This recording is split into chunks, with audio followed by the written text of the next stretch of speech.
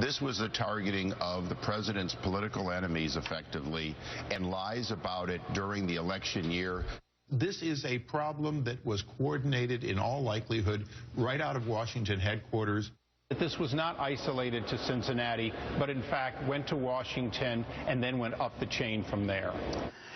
That was just a short sampling of House Oversight Committee Chairman Congressman Darrell Issa in his relentless media-hopping accusation tour, right up to this very afternoon, alleging that the White House used the IRS to target the president's political enemies. And according to Mr. Issa, he's got only one problem in proving it. Our biggest obstruction is, of course, a ranking member, Mr. Cummings, who keeps saying that we know everything we need to know and it's over. And joining us now is that very big problem, Congressman Elijah Cummings, ranking member of the House Oversight Committee. Thank you so much, sir, for joining us. Good being with you, Martin. Congressman, it seems Mr. Issa is summoning his best bluster ahead of Thursday's committee hearing on this very issue. But I gather you've got some new information that contradicts his tireless campaign against the White House and his charges against you, I might add, as well. Yeah, first of all, Chairman Issa is absolutely wrong. I want to get to the bottom of all of this. And clearly, we are trying to get more information on the Democratic side. We're not trying to obstruct anything. And what we have here, we've now, Martin, conducted 15 interviews of IRS employees in Cincinnati and Washington employees. Congressman, I'd like, if I may, to go through some of the statements in these very transcripts. A group manager in Cincinnati, I'll read them, sir. Any reason to believe that the White House directed the screening and centralization of Tea Party cases for enhanced security? No. I have no idea what the White House is doing. Did the campaign target the screening? No. I have no idea who those people would be. An IRS tax law specialist in Washington. Any evidence of an attempt to target the president's political enemies? Quote, no, not at all. That's kind of laughable that people think that. Now, sir, those are self-described Republicans, by the way.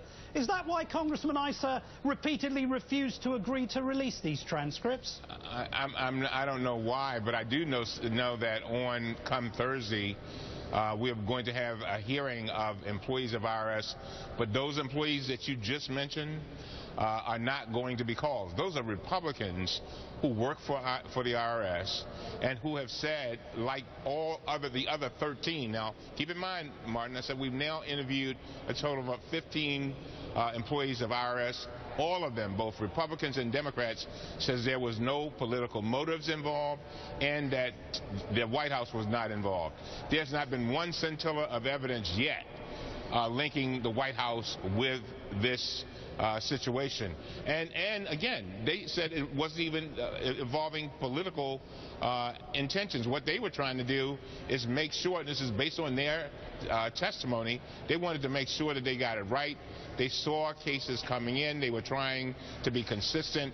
This was something that, as one of the witnesses said, was a very, very difficult situation because these were organizations that were asking for tax-exempt status, but they wanted to do political work, and they were trying to figure out how best to address them.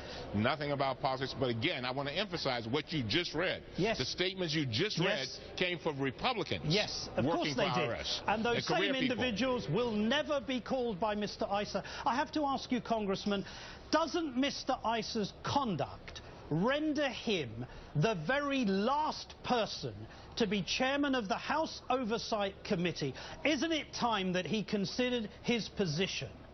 Well, I'm not going to go that far, but Congressman, Martin. Surely a man who deliberately and selectively leaks information that he believes assists his side of the argument when there is no evidence to support his claim renders himself untenable as the chairman of the House Oversight Committee. Martin, it's ridiculous. Martin, let me be very clear. Please do. Yeah, I have a position, and it is one about truth and trust and integrity. I've said it in the committee, and I've shown it. whether it's the NACP or whether it's True to Vote or any other organization, I'm going to fight for every single organization to be treated fairly and properly, period. So is it, okay, Congressman, that's about integrity. Congressman, is it acceptable for a man who intentionally and selectively leaks information and does not provide full transcripts when they contradict his position, is it right that he continue as the chairman of the House Oversight Committee? Martin, I'm going to let you have your opinion, but you know that if I were to say something like that, that would be the headlines in every newspaper in the country. Sir, so I'm not going to render a judgment. That's I've got a job to do, but let me say this. I will not be distracted with regard to this investigation. We want a complete investigation with the truth, the whole truth, and nothing but the truth, and wherever it may lead. But so far, again, Martin, there have been the accusations like you put out there at the beginning of the show, and there has been not one scintilla of evidence to prove this. So we have these big headlines, but then there's nothing to prove it. And now we've got a hearing coming up Thursday, which will not prove it either. So, and again, the people that you just talked about will not be called. Those are the Republicans working for the IRS, career employees who said that absolutely no political intentions there and no White House involvement. And so if we're going to get to the bottom of this, I think what the American people want is they don't want to destroy the IRS. They just want the IRS to work properly, which is what I want. And the IG, we're going to bring the IG come in, by the way, the Inspector General, because he told us that there were no, just a few progressive groups, a few progressive organizations on these BOLO lists, and we come to find out there are quite a few organizations, and even Occupy Wall Street was on there. And so we just want to get a complete investigation, whether they are conservative groups, liberal groups, progressives, or whatever, because they are all Americans. And we've got to stand up for make sure that this organization, which collects our taxes, is doing the right thing and restoring the trust in that organization. Congressman Elijah Cummings, as ever, thank you so much, sir. Thank you, Martin.